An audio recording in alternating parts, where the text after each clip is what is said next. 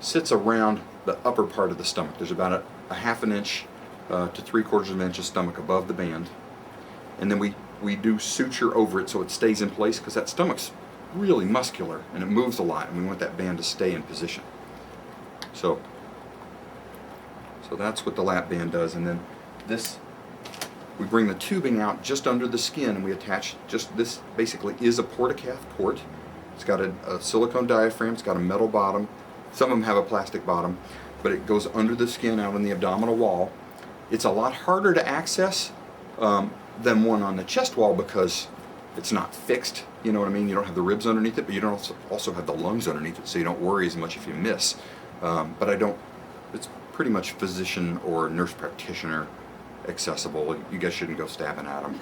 Don't worry. But if you're in Africa, if you're on safari in Africa and somebody has a lap band and they're puking everything up, it's not that hard. I mean, you poke it with a needle and pull the fluid out, you know, if they're over adjusted. And that's all we do when we put fluid into that system. You know, instead of like a portacath going into the vein, this goes into this balloon, and that tightens down around that stomach and changes the way food goes through that stomach so that it hangs up just a little bit, enough to give people a signal. It's not a matter of making you choke or anything. It's supposed to be a good fullness, not a bad fullness. If people are getting a lot of vomiting or retching or food sticking, sometimes they're too tight. Usually they're eating too fast. They're actually adjusted fine, but they're just eating too fast. But you can be over tight, and when people are over tight, they start drinking just liquid calories. Sometimes they can gain weight when they're too tight because they're living on milkshakes. So be careful of that as well. You'll see somebody, it's called the red zone symptoms. The green zone is when they eat a normal amount of food, feel nice and full, normal being a small, you know, amount of food, feel nice and full, that lasts a couple of hours, you know, they're not living hungry all the time. Yellow zone's when they're either under or over, but red zone is when they're too tight. And everything, they're having heartburn at night, they're waking up choking, you know, lots of reflux. Even regular food doesn't go down that well. So, now with a band, almost anybody with a band will tell you they cannot eat a hoagie roll. You know, bread sticks, rice sticks on a lot of folks, chicken or reheated microwave food sticks, and usually there's one other thing that sticks, and that varies. People will tell you whatever their individual thing is. It'll be eggs or sometimes leafy vegetables, but not as much as you'd think. So I'll pass this around just so. There was at UW at one of their conferences, they had someone talk after she had a gastric bypass, and she talked about, she called it perking after the bypass, and she said that they had to relearn. She had to start learning to eat each food, and initially you'd perk it up. Have you ever heard of that? Or I know people do sometimes eat fast and vomit, or the first few months, you know, if you're trying to introduce a food too fast, but most people don't vomit that much with a bypass. Oh, okay. I've actually, in over 2 years of my sleeve, I threw up the first time last week, and I had the viral bug, and it wasn't as bad as I was afraid it was going to be, but I have overeaten or eaten too fast, and I think the term that I've heard of, what you're talking about, is also called sliming, where you just get very, you know how you salivate sometimes when you're sick, before you vomit? A lot of times people will get stuff stuck and they'll get stretched, and they don't vomit, but they salivate a lot. And they want to vomit, but, you know. But a lot of times with a band, what people actually do is just kind of spit up. It's more like a baby having a spit up. It's not retching. It can be, and you do have to be careful with a band when people do get sick with a flu bug or something, and they're retching a lot, they can make that band come loose a little bit, and then they can have a slip. That's what a slip is when the stomach starts sliding up through that band, and you get a big part of stomach up through it, and you'll see people with slips in, and we'll have to take either the band out or go back to surgery and pull the stomach back down. But pulling the stomach back down doesn't work forever, and it tends to happen in bands that are more than a couple of years old. So when you say stick, you mean like it food just kinda hanging up? hangs? It does. It gets kind of stuck there. Have you ever had food hang up on you at all? I think so. Okay. Yeah. Okay. I know what it's So- like. Is this Yeah. inflated partially? We just need to It's, drink water. it's really sort of just neutral right now. Okay. But you can imagine just having that band around. Lots of people, for the first few months, just having the band in causes enough swelling. We don't want to put fluid in there, and just having that band around there causes a fair amount of satiety. So we go pretty slow with our adjustments at first. Do you eventually take the band off, or is Nope. the band It is part of designed to life? be permanent. It is removable, but it's not a temporary tool. Unfortunately, a lot of people end up having them removed, and then they need another operation. They need a sleeve, they need a gastric bypass, or they need another band. And that's the downside of the band. It's the safest operation at the first operation, but the lifelong issues come along. So I'm going to real quickly mention the last two operations that are not as common in the U.S. One is experimental, but we're going to probably start doing them here pretty soon. Maybe not at the hospital, but we may do it in some of the sickest folks. I think they're going to be mostly the youngest, healthiest folks who are just having infertility issues, and that's called an imbrication. I don't really have a good model for that, but it basically we free up this edge of the stomach and basically roll the stomach in and pleat it, and it's sort of like a sleeve without removing the stomach. So if you can just imagine rolling it in and stitching and then rolling it in again and stitching, so you kind of make it into this kind of horseshoe-shaped lumen. It's just restrictive with the sleeve, with that removal of the stomach. There are the similar, very hormonal changes that you get with a bypass. With the imbrication and with the lap band, you don't really get hormonal changes. Not sex hormones, we're talking gut hormones. But it may be very temporary. It may not be a successful thing. It really is still experimental, but it works in the short run. And then the last is a duodenal switch operation, which I do plan to do here. Have not done them in my practice in Duluth, but I think there are some people who really do need it. It is the most extreme operation. It's basically a combination of making a sleeve gastrectomy, so we turn this into this narrow tubular stomach, and then do a bypass to the duodenum. And it's not just bypassing to this little duodenum that makes the difference, it's also because you bypass a lot of bowel. You have a very short limb, and so their common channel is short, and so they can't absorb as much food. And that is the best operation against diabetes, but it also results in the most weight loss. It also has the highest rate of malnutrition, and for some people, diarrhea and bad gas. For the average patient, it doesn't add enough to really make the added risk worth the benefit. Shall I pass around the ports for a second while we're on the operations? I won't put the sharp parts in there. And I should pass around, or I should show you guys that most of you haven't been in the OR too often. Have you seen surgical staplers?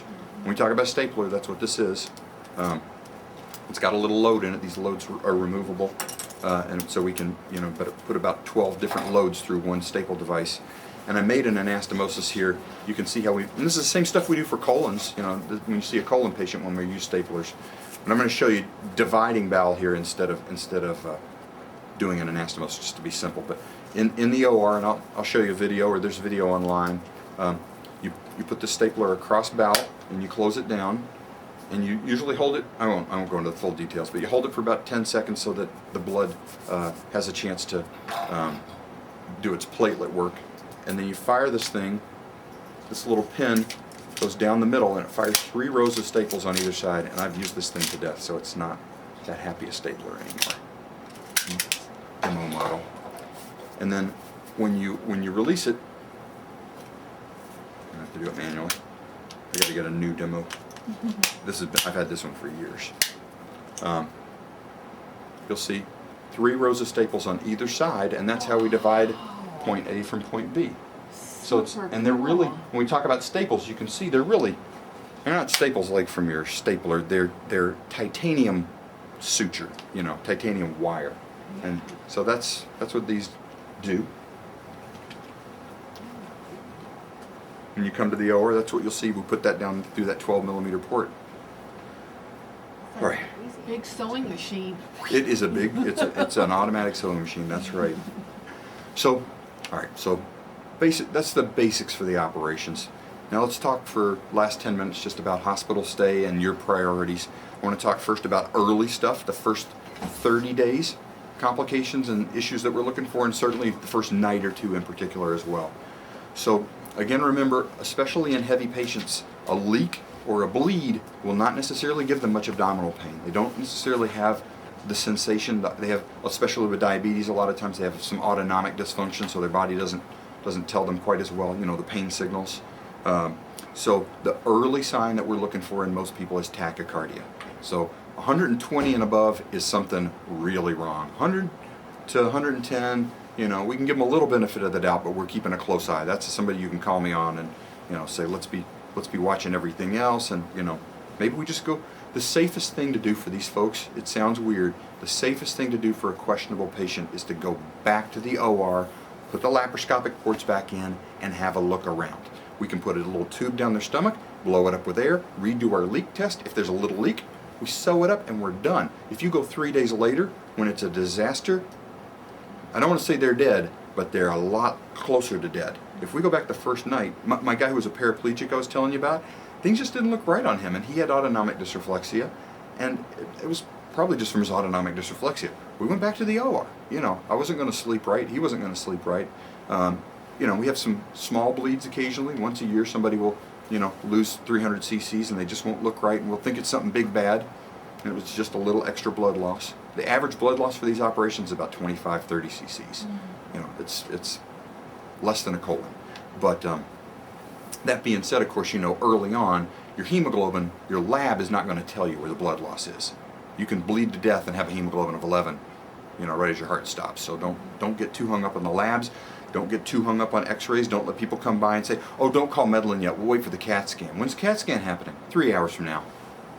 Call me. Okay, that's, you know, I may say, great, let's wait for the CAT scan, but let's make that decision together. Don't make that decision alone. All right. So you're giving us permission to call with them questions. Yeah. That's what we need. Yeah. Don't call just because you're lonely. But you know, yeah. But yeah, I think, you know, sometimes two heads are better than one, and I'm not here and you are, and you know, you're listening to the patient. If the patient's telling you something, sometimes they're just anxious. Patients occasionally, I walk into the room post-op day one and they burst into tears. Well, you know, it's a big change. It's like getting married or having a baby. You know, life is all different. But I'd rather be careful. Better to be safe than sorry. Especially with tachycardia and low urine output. Now, sometimes people need a little Lasix. A lot of these folks have Lasix on board. This is not for the hospitalist to give Lasix and cure the urine output. If the urine output is really low, again, call me. Usually we'll test them with a little extra fluid, much like a trauma patient. For me, a bladder scan is just as good as urine in the back. You know what I mean? If you scan for 400, I'm not worried. Okay, if it's a good scan, if you don't trust it, but you know, it doesn't have to be in the toilet to be counted. Yes, ma'am. So are a lot of times these patients going to have you as their surgeon and a hospitalist doing the medical stuff? The hospitalists want to be involved. They want to be doing lots of consults, but Okay.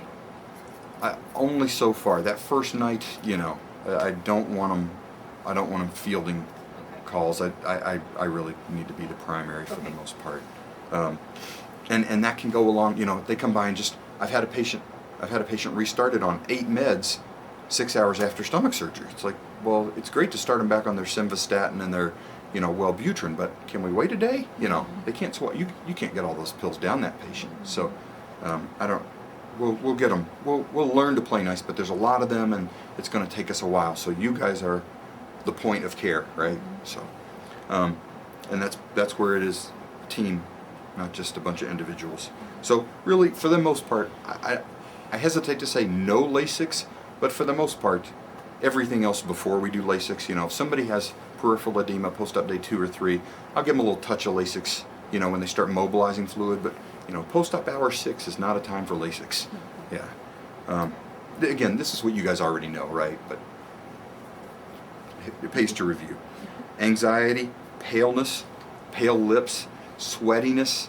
You know, there's sweatiness and then there's sweatiness, right? And you know when somebody looks like somebody kind of plugged them in sideways, right? You know, not to X-ray, not to CAT scan, not to a swallow study, to the OR. Okay. Sometimes we may get an image, but for the most part, if something really looks weird the first night after surgery, it's going to be to the OR. The one exception to that is if we think they have a pulmonary embolus. Okay, and again, that's not usually post-op night 1. That's usually post-op day 5, 6, 7. So, you know, DVTs do happen, and they give you tachycardia, and they give you shortness of breath. So it's more going to be a chest CT angio, and while we're there, we might scan their belly just to see if they got a bunch of fluid in it. But it's not going to necessarily keep us out. It's going to give us information on our way to the OR. If they got a big PE, then we'll come back to the floor and put them on heparin.